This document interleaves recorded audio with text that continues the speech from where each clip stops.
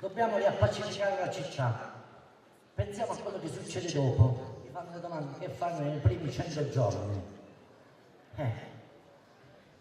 Nei primi 100 giorni non darò fastidio al felicottero, ve lo garantisco.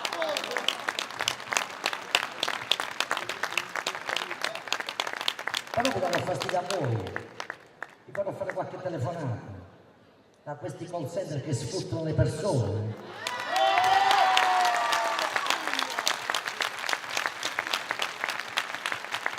Vi faccio svegliare alle 6 di mattina per dire alzati e vai a lavorare. A tutti i capifamiglia e alle mogli, e se c'è un figlio maggiorenne buttalo dal letto.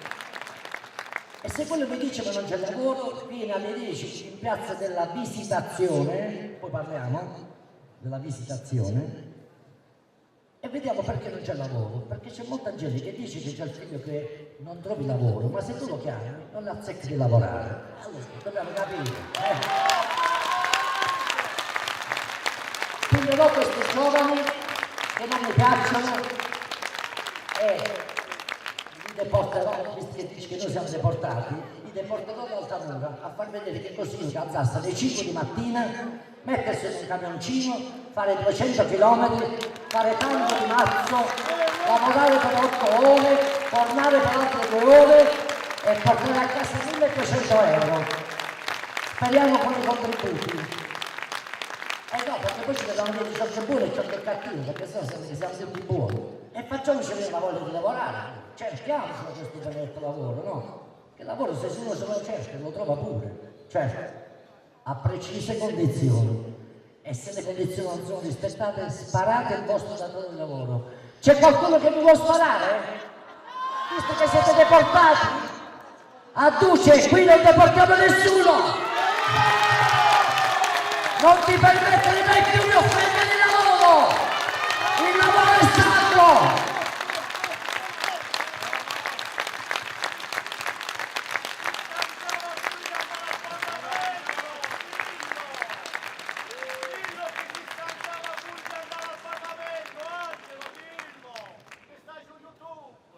Non so che cos'è YouTube perché se no perdo la notte a guardare YouTube e non dormo. Mi devo riposare 4 ore la notte, non posso vedere YouTube.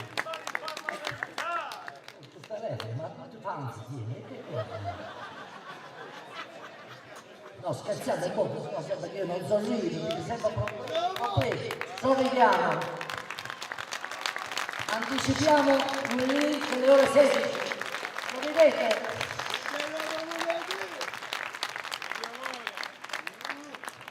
Dobbiamo riappacificare la città, perché se facciamo che noi siamo quelli bravi, quelli che vogliono lavorare, quelli che sono liberi e gli altri non sono così, non abbiamo fatto niente. La politica ci divide, ma l'emergenza ci deve unire. Attenzione, l'emergenza ci deve unire. E poi spieghiamo come ci unisce, maledetto tempo.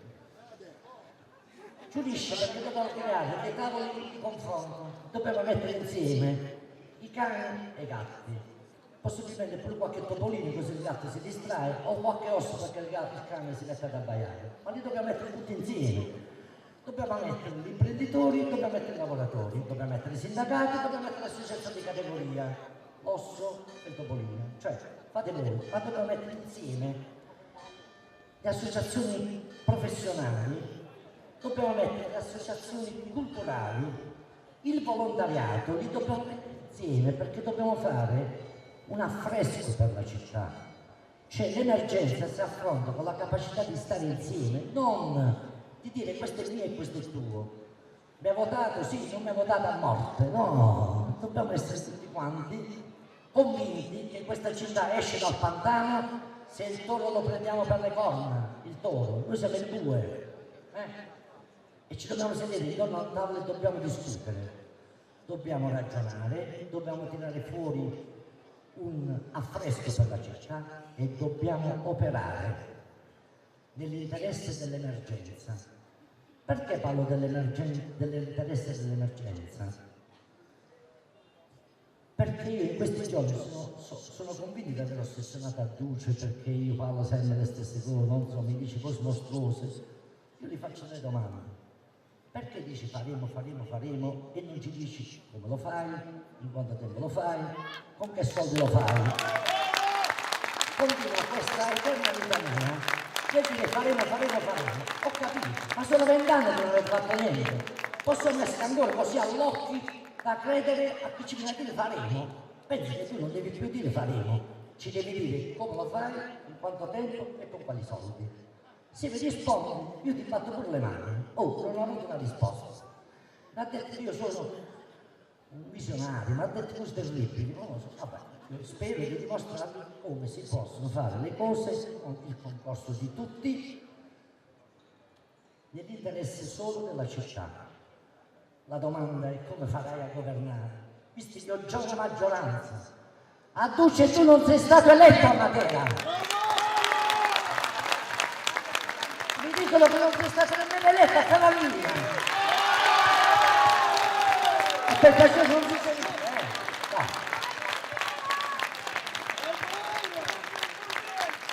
E hai fatto il consiglio regionale, il deputato, il senatore, non c'è traccia, dici che hai portato 30 milioni di euro e te l'ha fregato Tremonti, poi ti devo dire perché te l'ha fregato, non erano tuoi, era di un altro senatore.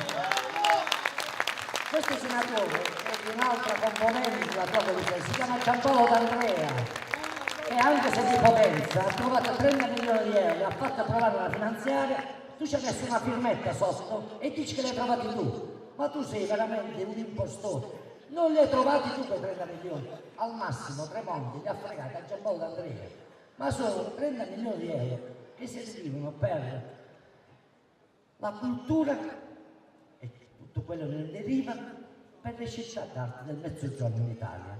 D'Italia, Mezzogiorno d'Italia, non di Matera, quindi. Dici che è di Matera e non è di Matera. L'ha fatto tutto, l'ha fatto D'Andrea, chi si è fregato a Tremonti e tu questo è tutto quello che hai fatto in questi anni. Ma mi vuoi dire cosa hai fatto? Ce lo devi dire a noi perché ci viene a chiedere il voto.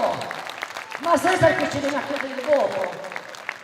Ma ci viene a chiedere il voto senza essere passate dalle forche caudine che il tuo partito quando vuole mette in moto e fa fare le primarie.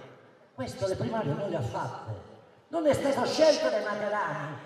Noi siamo andati, noi materani abbiamo dato €1 perché dovevamo sostenere qualche mese fa chi doveva essere il segretario regionale.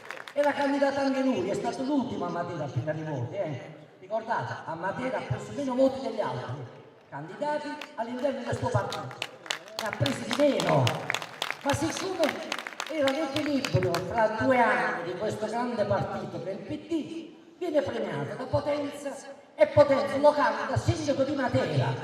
Ma voi siete impazziti, noi che abbiamo visto gli ossicini, abbiamo visto di tutto in questa benedetta e santissima provincia, ancora una volta ci volete scaricare un sindaco potenziale, deciso da Potenza, con la vostra prepotenza, e questi materiali lo devono votare.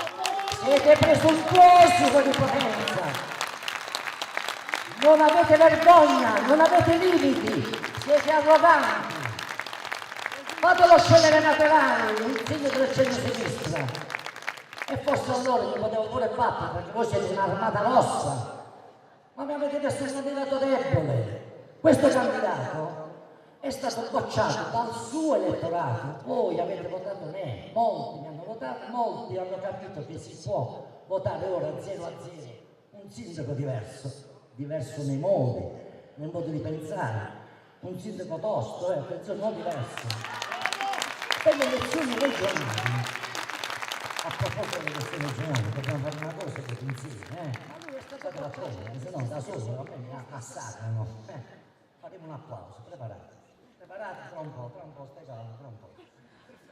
Allora, nello stesso giorno è stato votato, si è votato per la regione e questa Armata Rossa quindi ha oltre il 70%.